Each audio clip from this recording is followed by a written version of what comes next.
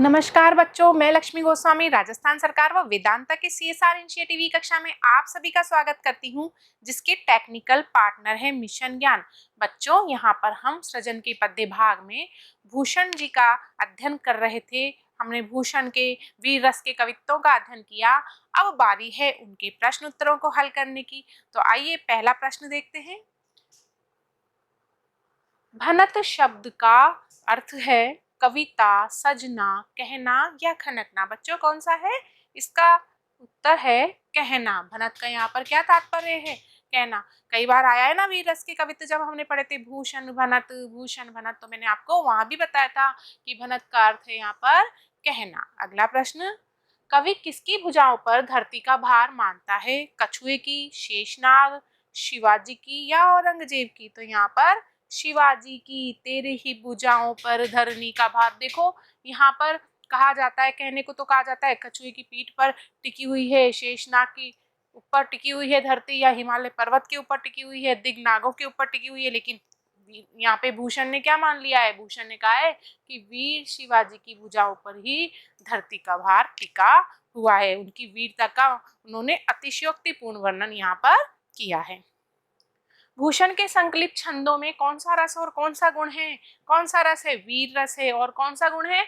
ओज गुण है। क्योंकि उन्होंने वीरता का वर्णन किया है, तो वो ओज गुण युक्त भाषा शैली का उन्होंने प्रयोग किया है।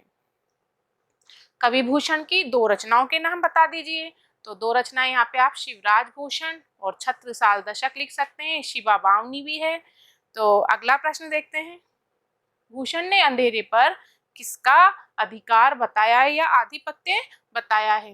भूषण ने अंधकार पर सूर्य के प्रकाश का अधिकार बताया है। चौथा छंद था ना जिसमें कहा है, तो चौथे छंद में कवि ने कहा है, तेजतम अंश पर जिस प्रकार प्रकाश का अंधकार पर आधिपत्य है। और पांचवें छंद में भी आया है, उसमें पांचवें छंद में भी भूषण कहते हैं, भूषण अखंड नव खंड मही मंडल में पर दावा रवि किरण समाज का सूर्य की किरणों का आधिपत्य है अंधकार पर।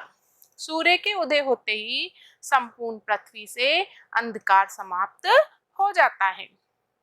सहस्त्रबाहु पर किसने विजय प्राप्त की थी? सहस्त्रबाहु पर परशुराम ने विजय प्राप्त की थी। तो उसके अंतर्गत भी एक कहानी है। तो ये कहानी है कि पुराणों में वर्णन है कि परशुराम के पिता महर्षि जमदग्नि थे, जो बड़े तपस्वी थे। एक बार प्रतापी राजा सहस्त्रबाहु उनके आश्रम में आए, तो ऋषि जमदग्नि ने उनका बहुत आदर सत्कार किया। उनके पास एक देवीय गाय थी। राजा गाय के प्रभाव से ललचा गया। कौन? सहस्त्रबाहु। और उसने ऋषि से वह गाय मांगी। ऋषि के मना करने पर राजा सहस्त्रबाहु ने क्या किया? वो बलपूर्वक उस गाय को ले गए। इससे क्रोधित होकर परशुराम ने उनके साथ युद्ध किया और सहस्त्रबाहु का संहार किया। वितुंड पर किसका अधिकार होता है? यहाँ पर वितुंड किसे कहते हैं हम? हाथी। तो हाथी बहुत बलशाली है, लेकिन फिर भी सिंह है या शेर है, वह उस पर बहुत भारी है। तो हम इसका उत्तर देखते हैं। सिंह को मृगराज अर्थात सारे पशुओं का राजा कहा जाता है। मृगराज का अर्थ क्या है? सारे पशुओं का राजा। उसके पराक्रम के आगे किसी भी पशु का टिक पाना असंभव है, ये हम सब जानते हैं। वितुंड हाथी विशालकाय व बलशाली पशु है, परंतु सिंह जब उस पर आक्रमण करता है तो वह भी उसका सामना नहीं कर पाता। इसलिए कवि भूषण ने उस पर सिंह का दावा बताया है, वितुंड पर सिंह का आधिपत्य बताया है। पठित अंश के आधार पर सिद्ध कीजिए कि भूषण वीर रस के कवि थे। रीतिकालीन कवि हैं, जहां पर सब श्रृंगार रस की रचनाएं कर रहे थे, भूषण ने वहां पर वीर रस की रचना की है। तो वीर रस के तो कवि हैं, लेकिन पठित अंश के आधार पर हमको ये सिद्ध करना है।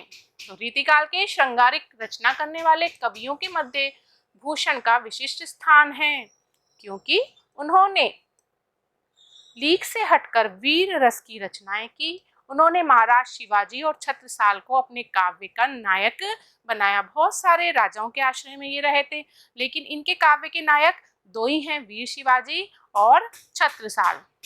तो उन्होंने उनकी ही वीरता का वर्णन किया है, उनकी धाक और रण कौशल का वर्णन किया है। और हमने छंदों में देखा है, पहला छंद है जो उसमें भी उन्होंने प्रथम छंद में शिवाजी की सेना की विशालता और उसके प्रस्थान का ओजपूर्ण वर्णन किया है, बढ़ा चढ़ाकर वर्णन किया है।